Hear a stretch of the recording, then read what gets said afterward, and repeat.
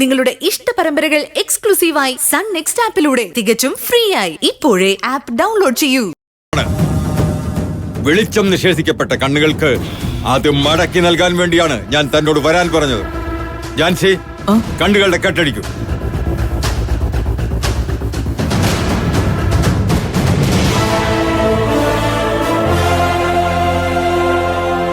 അങ്ങനെ പരീക്ഷണ വസ്തുവാക്കുകയാണോ?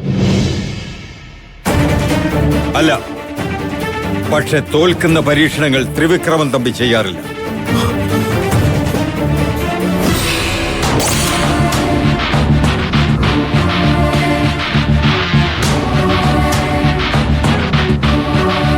ത്രിവിക്രമൻ തമ്പിയുടെ ശക്തി എന്താണെന്ന് താൻ അറിയാൻ പോകുന്നതേ ഉള്ളൂ.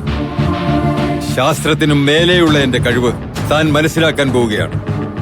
എന്റെ ശത്രുക്കൾ അവരുടെ ശക്തി കൊണ്ട് തന്റെ കാഴ്ച ഇല്ലാതാക്കിയെങ്കിൽ ത്രിവിക്രമൻ സ്വന്തം കഴിവ് കൊണ്ട് തന്നെ പഴയതുപോലെ ആക്കിയിരിക്കും.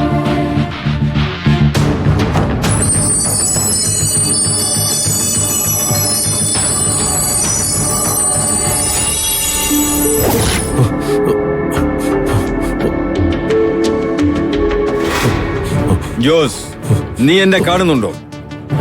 ഇല്ല. കണ്ണുകൾ ഒന്നുകൂടി അടച്ചു തുറക്കൂ.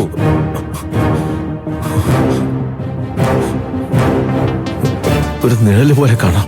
വീണ്ടും ഒന്നുകൂടി അടച്ചു തുറക്കൂ. കാണാം.